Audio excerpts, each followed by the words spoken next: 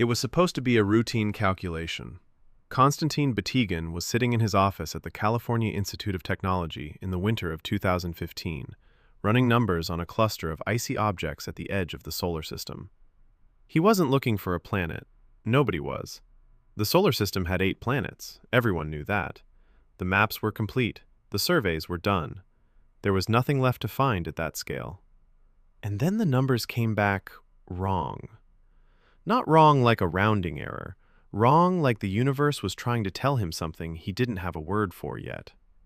He called his colleague Michael Brown, the same Michael Brown who had spent years hunting the outer solar system, the same man who had discovered enough dwarf planets to force the demotion of Pluto in 2006. Brown looked at the numbers. Then he looked again. Then the two of them spent the next several months trying to prove themselves wrong. They couldn't.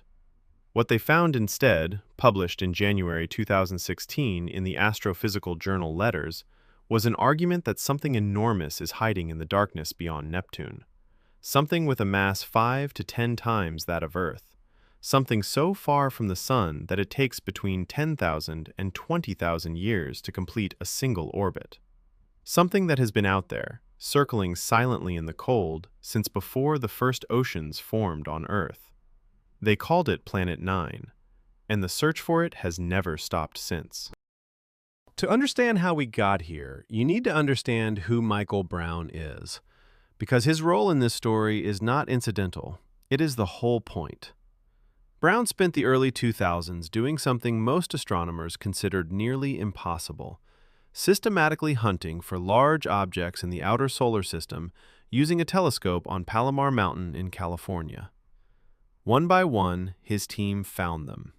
Quaoar in 2002, Sedna in 2003, Haumea and Makemake in 2004 and 2005. And then in 2005, Eris, a world larger than Pluto, orbiting in the frozen dark beyond the Kuiper belt. Eris was the problem. If Pluto was a planet, Eris was a planet. And if Eris was a planet, the solar system had 10 planets, or 12, or perhaps dozens, because Brown's surveys were finding more of these objects every year. In 2006, the International Astronomical Union drew a line. Pluto was reclassified as a dwarf planet. Brown became, by his own sardonic description, the man who killed Pluto. He built a career on finding things in the outer solar system that no one else could see. And then, while doing exactly that, he stumbled onto the shadow of something bigger than anything he had ever found. Not a dwarf planet, not a Pluto-sized world, something that could rewrite the planetary catalog entirely. The irony is not lost on him. The man who took a planet away from the solar system may be the one who gives it another one. The story actually begins a decade before Batygin and Brown published their 2016 paper.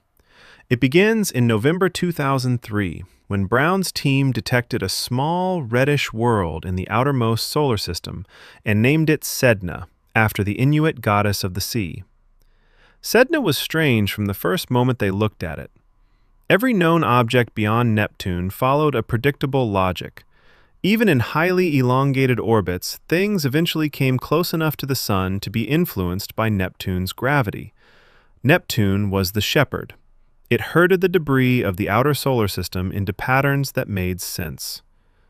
But Sedna didn't make sense. At its closest approach to the Sun, Sedna was still 76 astronomical units away, more than twice Neptune's orbital distance. Neptune's gravity simply didn't reach that far. Nothing in the known solar system could have pushed Sedna into that orbit. Brown and his colleagues speculated that something must have done it. A passing star, perhaps, in the early solar system, or some unseen mass lurking in the outer darkness. But there was only one data point, one strange orbit, and science cannot build a theory on a single anomaly. Sedna was filed as a curiosity, a footnote in the catalog of weird outer solar system objects, and the field moved on. For 10 years, nothing changed. And then, in 2014, the second clue appeared. In 2014, astronomers Chad Trujillo and Scott Shepard were cataloging newly discovered objects in the outer solar system when they noticed something that made them stop. Several extreme trans-Neptunian objects, bodies orbiting so far from the Sun that they are essentially beyond the reach of any known planet, were sharing a peculiar orbital characteristic. Their arguments of perihelion, the technical parameter describing the orientation of their orbits in space, were clustering around similar values. In a random, undisturbed solar system, these values should be scattered evenly across the full 360 degrees of possible orientations. They were not scattered, they were gathered, like iron filings near a hidden magnet. Trujillo and Shepard published their finding in the journal Nature and carefully suggested that an unseen body might be responsible. They did not go further. The data was suggestive but thin, only a handful of objects, only one suspicious parameter. It was enough for Batygin and Brown. They took the same data, looked deeper, and found something Trujillo and Shepard hadn't reported. The clustering wasn't just in one orbital parameter.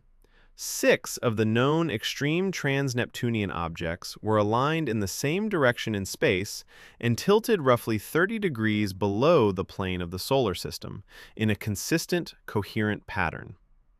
Not one strange coincidence, 6 of them, pointing in the same direction, like 6 compass needles all swinging toward the same invisible pole. Batygin ran the statistics. The probability of that happening by chance was 0.007%. One chance in 15,000. He called Brown. Brown looked at the numbers. Then he said something that Batygin later described as the most memorable moment of his professional career. Brown said, "It's a planet." What Batygin and Brown published in January 2016 was not a claim that they had found a planet. It was a claim that a planet explains the data better than any other model they could construct. That is a precise and important distinction. The paper laid out the mathematics of how a single massive object in a distant, elongated orbit around the Sun would gravitationally shepherd the ETNOs into exactly the clustering pattern observed. The object needed to be between 5 and 10 times Earth's mass. Its orbit needed to be elongated, an eccentricity of roughly 0.6, inclined about 30 degrees relative to the plane of the solar system. Its semi-major axis, the average of its closest and farthest distances from the Sun, was estimated at around 700 astronomical units.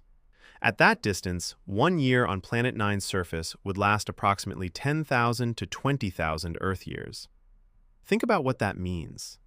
While Planet 9 completes a single orbit, human civilization rises and falls.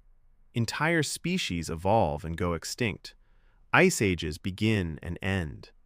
Planet 9 drifts through the darkness, indifferent to all of it, pulled by the same gravity that holds Earth in its orbit around the same Sun. The paper generated immediate attention and immediate skepticism, both of which were exactly the right response. Batygin himself drew the limits of what the result meant. He said, "Until Planet 9 is caught on camera, it does not count as being real. All we have now is an echo." But the echo kept getting louder. Here is the part that makes the Planet 9 story genuinely unsettling. This object, if it exists, is not small. 5 to 10 Earth masses makes it larger than Earth. It is potentially comparable in size to Neptune. And yet, nobody has seen it. Not one image, not one detection. In an era when we can photograph the surface of Pluto from 6,000 kilometers away and detect the atmospheric chemistry of planets orbiting stars hundreds of light years from Earth, something the size of a giant planet in our own solar system has remained invisible for the entire history of human astronomy. The reason is distance and darkness working together in the worst possible combination.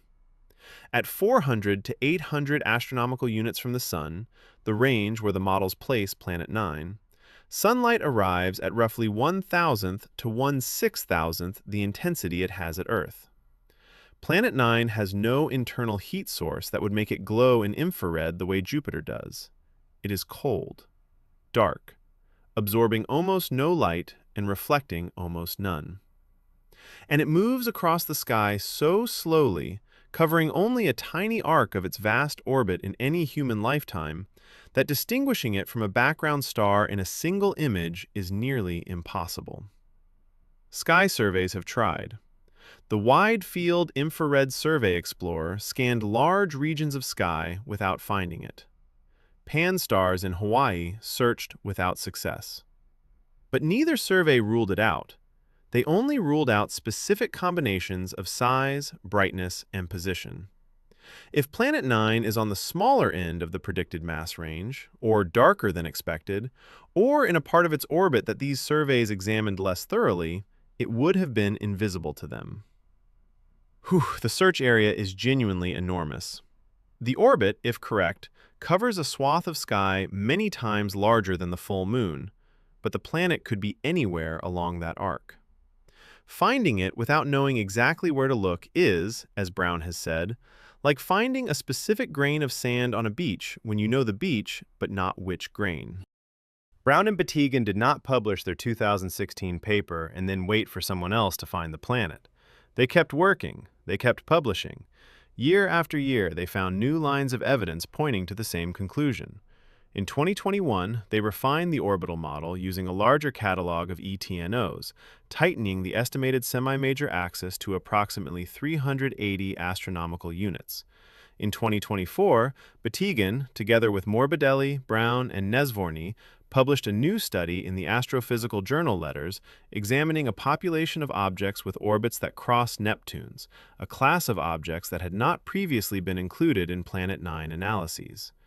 Their simulations showed that Planet 9's gravitational influence, operating over billions of years, would drive a specific fraction of outer solar system objects into Neptune-crossing orbits.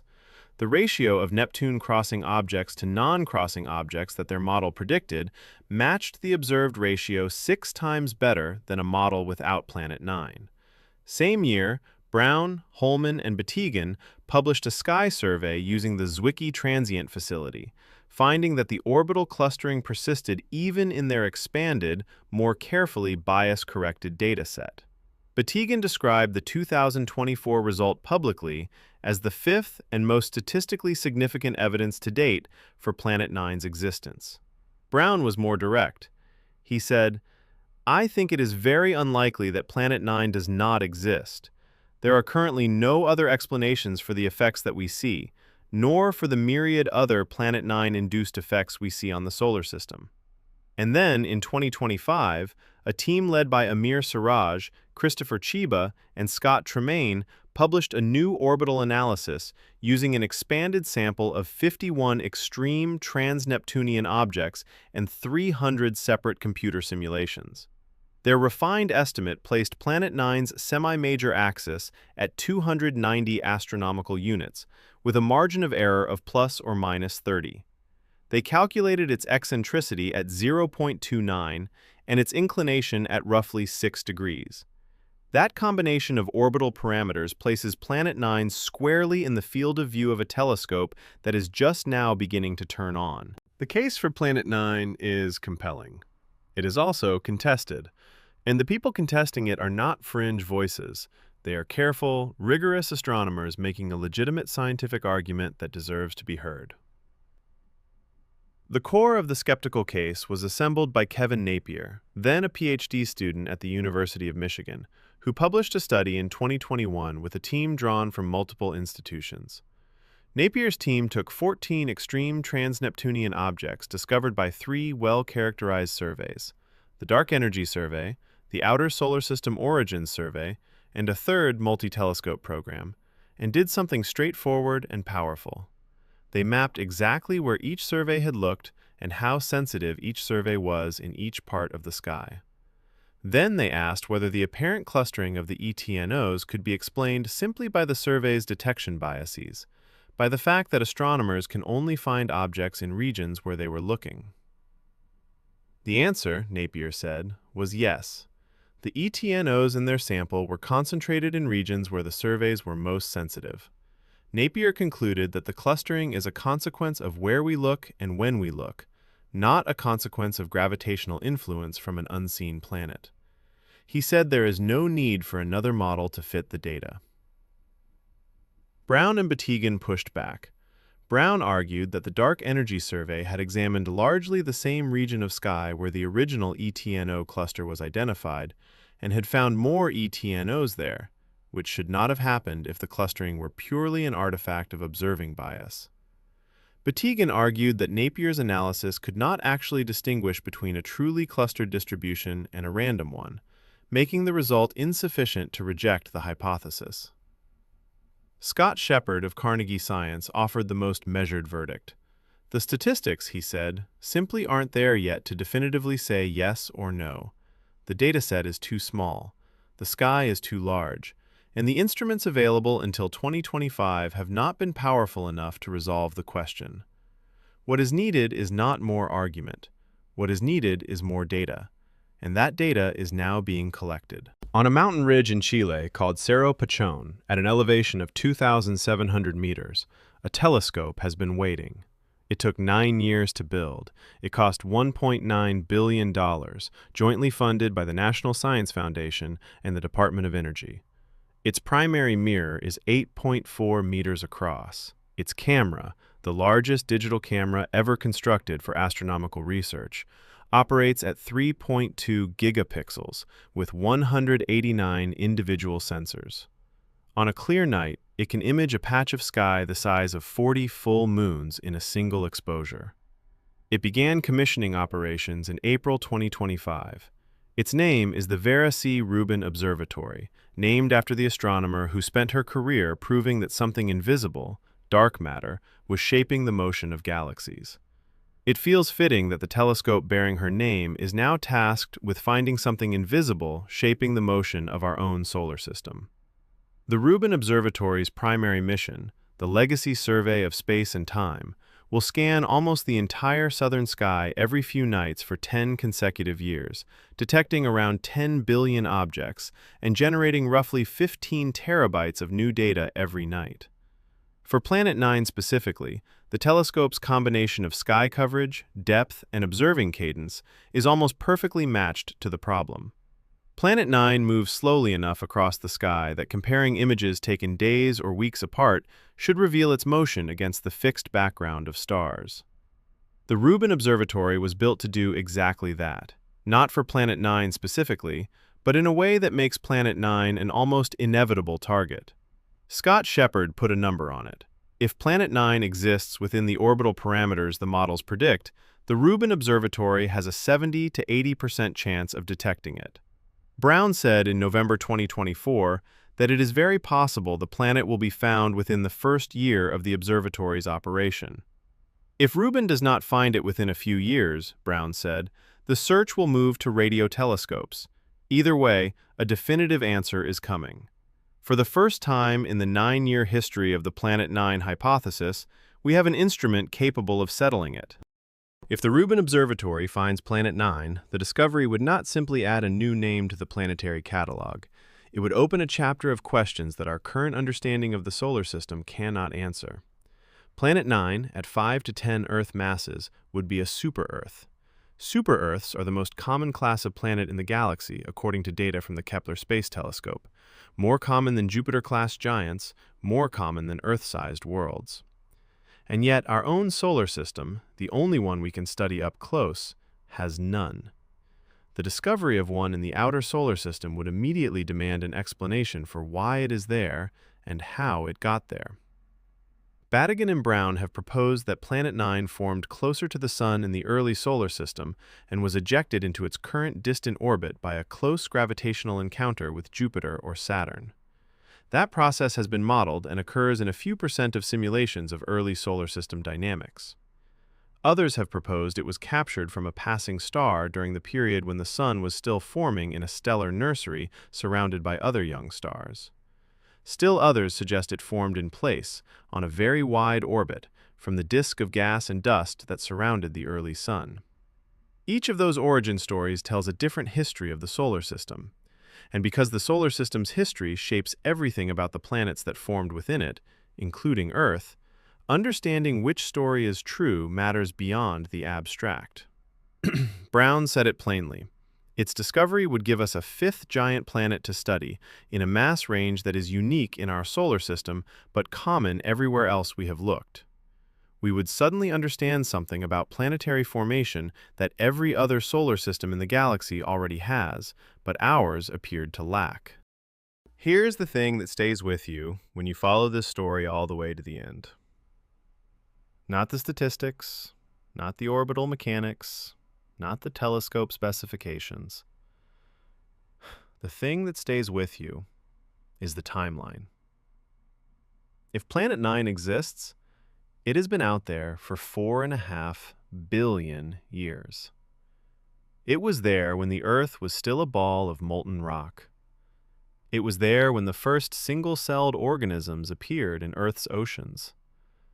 It was there when the dinosaurs walked, and when they died, and when the mammals that survived them eventually gave rise to a species curious enough to look up and ask what was out there. In all that time, in all 4.5 billion years, no human eye, no human instrument, no human calculation had ever detected it. Until a man who killed Pluto sat down to run some numbers, and the numbers came back wrong. We discovered Neptune in 1846 by noticing what it was doing to the orbit of Uranus before anyone had seen it directly. We followed the gravitational shadow to the source, and there it was.